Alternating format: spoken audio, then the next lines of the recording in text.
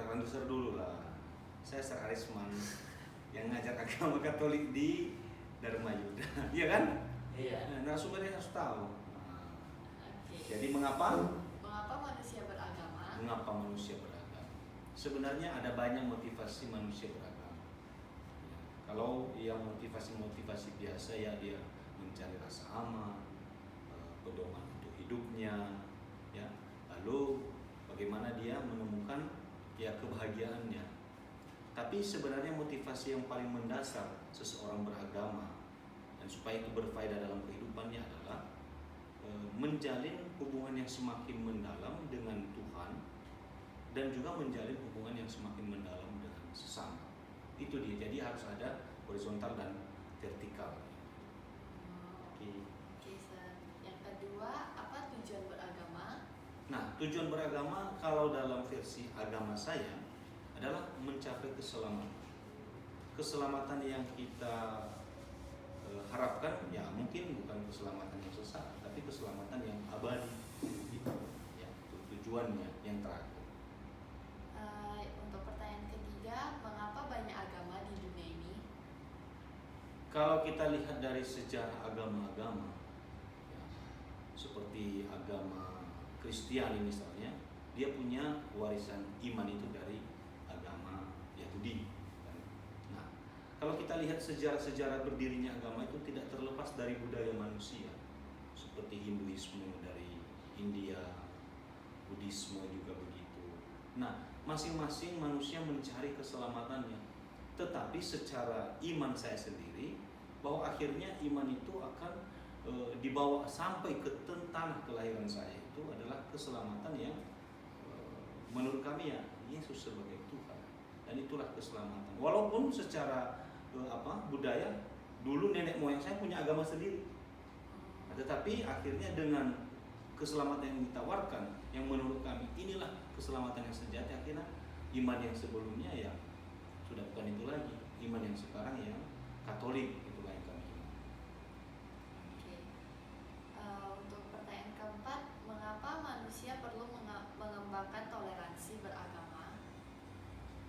Sebenarnya gini, agama itu seluruh agama tujuannya adalah kebaikan. Dan seluruh agama meyakini Tuhan ada. Dan semua konsepnya sebenarnya Tuhan itu maha baik. Seluruh agama harus begitu. Tetapi di mana dia keliru, ya di penganutnya yang keliru, ya penganutnya yang keliru. Sebenarnya konsep agama itu benar. Tetapi kalau sudah mulai keliru, apa kekeliruannya? Menganggap agamaku lah yang paling benar, agama orang lain tidak benar.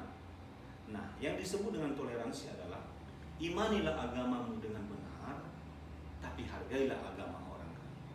Toleransi itu mirip dengan kamu misalnya makan suka udang, saya suka daging sapi, saya paksakan ini enak padahal kamu alergi dengan itu, tidak bisa. Tapi kalau kita sama-sama keluarga yang makanan enak, kamu hargai, kita bisa makan semeja dengan enak. Oke. Pertanyaan kelima, bagaimanakah konsep manusia dalam agama yang selanut? Nah, manusia ya. Kalau kami sih bertepatan dulu dapat filsafat antropologi ya. Itu filsafat manusia. Jadi manusia itu, konsep manusia itu dia ada karena diciptakan oleh Allah. Dia bukan ada begitu saja, tapi dia direncanakan oleh Allah.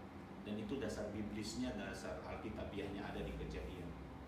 Bahwa Tuhanlah yang menciptakan manusia. Ini tidak bertentangan dengan teori evolusi Darwin ya, tidak. Mau sesederhana apapun manusia awal itu, Tuhanlah yang ciptakan. Nah, akhirnya manusia ini diangkat derajatnya dengan apa? Dalam Kejadian dikatakan, mari kita menciptakan manusia secitra segambar dengan kita. Maka manusia itu adalah gambaran Allah. Begitu naik harkatnya. Jadi manusia tidak ditinggalkan begitu saja oleh Tuhan, diajak dibawa ke keselamatan. Nah, jadi manusia itu adalah makhluk yang spesial dan istimewa di mata Tuhan. Oke. Untuk pertanyaan keenam, konsep dosa bagaimana dalam agama? Nah, dosa yang boleh dikatakan begitu juga dalam ajaran kekristenan itu sebenarnya refleksinya itu mulai ada di kitab suci Perjanjian Lama. Konsep dosa itu adalah Adam dan Hawa melanggar perintah Tuhan. Ya. Jadi Tuhan sudah kasih perintah, Adam, jangan makan ini. Yang ini boleh kamu makan. Tetapi ketika datang ular yang menggoda, ya, simbol itu ya, simbol setan, simbol iblis. Oh tidak, malah kalau kamu makan itu, kamu sama seperti Allah. Di situ kekeliruannya. Akhirnya manusia tadi yang hanya ciptaan mulai lupa diri dia. Dia mau sama dengan Allah. Maka akar dari seluruh dosa itu adalah kesombongan. Dia lupa bahwa dia hanya ciptaan. Dia mau seperti pencipta karena sudah ada tadi ular bilang, nanti kalau kau begini akan begini. Nah, maka itu dosa. Ya, jadi setelah bermenung manusia, dari mana dosa itu ya? Dosa itu sebenarnya ya karena manusia menolak atau melanggar yang seharusnya diperintah oleh Tuhan. Oh, oke, Sir. Yang pertanyaan ke-7, konsep keselamatan dalam agama. Konsep keselamatan. Jadi ada banyak jalan, atau contoh gini ya, kalau keselamatan itu kan kita mau naik ke lantai 5 itu, kita akan naik tangga. Tangga mana yang menurut kita menyelamatkan? Bisa jadi ada tangga yang lain, tapi saya yakin tangga ini melalui gereja Katolik, melalui Yesus yang menyelamatkan. Itu yang saya ikuti, sehingga saya sampai ke tujuan. Itulah keselamatan. Nah, bagaimana prosesnya itu? Apakah kita selamat? Itu urusan Tuhan. Yang menentukan kita selamat itu bukan kita. Bukan cuma dengan kita berpuasa, dengan melakukan seluruh kebaikan ini, otomatis kita masuk ke surga. Itu bukan kita yang menentukan. Tapi Allah yang Maha Baik itulah yang mengarahkan kita kepada keselamatan yang sejati. Oke, Sir. Untuk konsep iman, keyakinan, dan kepercayaan. Nah, iman ya. Jadi begini. Saya dan Anda tidak beriman tiba-tiba begitu. Ya. Begitu juga nenek moyang kita. Kalau kita balik terus, berefleksi terus, dari mana dulu mereka menemukan bahwa ada Tuhan? Rupanya dalam konsep iman kami, ya, Tuhan itu ya mewahyukan diri. Wahyu ya, wahyu. Berarti Allah menampakkan diri kepada siapa? Manusia. Gitu. Hai manusia, ini saya. Lalu manusia menatap, oh ini engkau Tuhan. Dia terbuka atau tidak? Kalau dia terbuka, menerima, maka dia akhirnya beriman. Dia tanggapi wahyu itu ya. Jadi wahyu dari atas, iman dari bawah. Bertemu dia. Tuhan mewahyukan, ini aku. Lalu manusia menangkap itu. Apakah sempurna manusia menangkap siapa Allah? Belum sempurna. Itulah terus yang kita gali. Bagaimana akhirnya kita menemukan. Nah, untunglah kami dalam agama Katolik, Tuhan itu tidak lagi dia tinggal di sana, dia menjelma dalam diri Yesus. Maka Yesus itu adalah 100% Tuhan, 100% manusia. Mengapa Yesus dia tinggalkan kealahannya, dia mau menjadi manusia? Mengapa? Dia supaya tahu, rupanya menjadi manusia itu tidak gampang. Maka karena tidak gampang, dia kasih hidupnya sebagai contoh, bukan hanya omongannya. Ya, maka nanti kalau kita lihat, mungkin ada pertanyaan berikutnya, bagaimana Yesus mengajarkan kita tentang keselamatan. Next pertanyaannya, konsep Tuhan atau Allah, siapakah Allah itu? Nah, itu dia. Dalam kekristenan atau dalam Katolik diimani Allah Tritunggal. Allah Tritunggal ya. Ya. Allah ya, satu hakikat Allah, tapi dalam 3 pribadi. Allah Bapa, Allah Putra, Allah Roh Kudus. Ya. Nah, Allah Bapa. Sebenarnya boleh dikatakan Allah Bapa itu paling kita tahu dalam penciptaan. Dialah yang menciptakan. Ya. Dalam proses pewahyuan berikut, dia utus nabi, dia utus siapa-siapa yang memperpanjang lidah Tuhan. Toh ditolak oleh manusia. Tapi dia masih sayang sama manusia, mau dia selamatkan manusia. Akhirnya dia utuslah putranya sendiri. Itulah Yesus Kristus itu. Makanya disebut Allah Putra. Bukan berarti Allah kawin lalu dia punya anak, tidak seperti itu konsepnya. Bagaimana Tuhan itu jadi manusia, kita juga tidak tahu. Ya, tidak bisa logika kita mencerna dengan baik. Ya, kita hanya pakai iman gitu. Nah, Yesus hadir di dunia umur 30-an akhirnya dia wafat. Dia bangkit.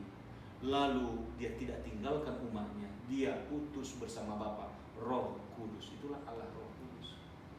Nah, itulah yang kita imani, Allah Tritunggal. Ya. Satu hakikat Allah dalam pribadi tiga, Allah Bapa, Putra, dan Roh Kudus. Bukan politeis, dia tetap monoteis. Hanya konsepnya Allah itu adalah kasih. Itu dalam Katolik. Oke.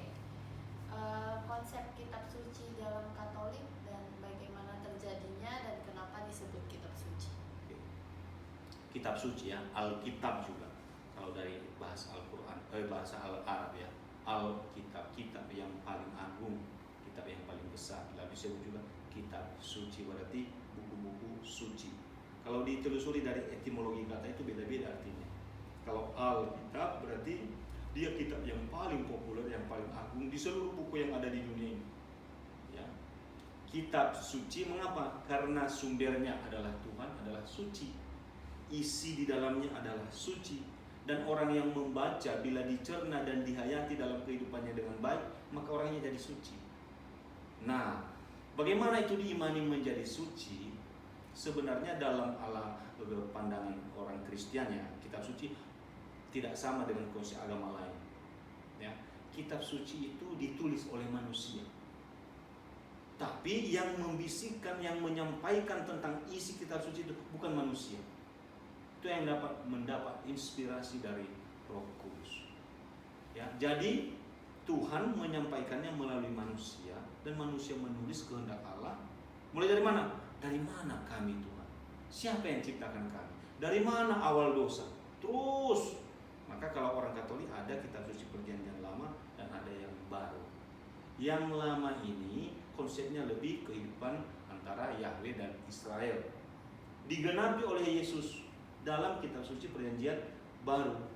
Maka Perjanjian Lama ini sudah mendapat kegenapannya dalam Perjanjian Baru oleh Yesus. Jadi kalau kami Katolik bukan berarti meninggalkan Perjanjian Lama, tetapi yang menjadi pegangan utama adalah kitab suci Perjanjian Baru. Oke. Konsep setan dan iblis. Nah, ini dia. Konsep setan dan iblis. Ini memang agak beda pemahamannya.